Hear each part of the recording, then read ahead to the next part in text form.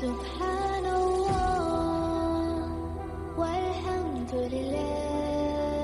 رسول اللہ صلی اللہ علیہ وآلہ وسلم کے زمانے میں سورج گرہن ہوا تو آپ نے لوگوں کو نماز پڑھائی۔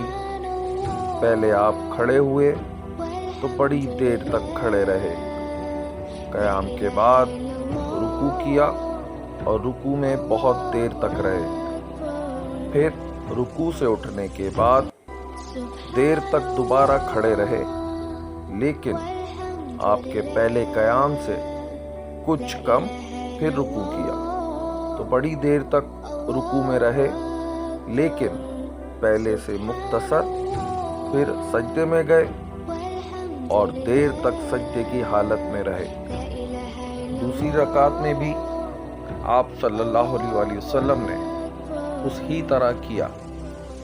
جب آپ صلی اللہ علیہ وآلہ وسلم فارغ ہوئے تو گرہن کھل چکا تھا۔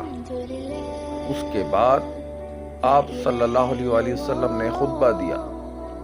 اللہ تعالیٰ کی حمد و ثنا کے بعد فرمایا کہ سورج اور چاند دونوں اللہ کی نشانیاں ہیں اور کسی کی موت و حیات سے ان میں گرہن نہیں لگتا۔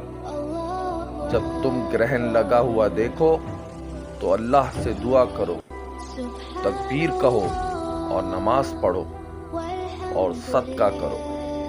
پھر آپ نے فرمایا، اے محمد صلی اللہ علیہ وآلہ وسلم کی امت کے لوگوں، دیکھو اس بات پر اللہ تعالیٰ سے زیادہ غیرت اور کسی کو نہیں آتی کہ اس کا کوئی بندہ یا بندی زنا کرے۔ اے امت محمد صلی اللہ علیہ وآلہ وسلم، واللہ جو کچھ میں جانتا ہوں اگر تمہیں بھی معلوم ہو جائے تو تم ہنستے کم اور روتے زیادہ۔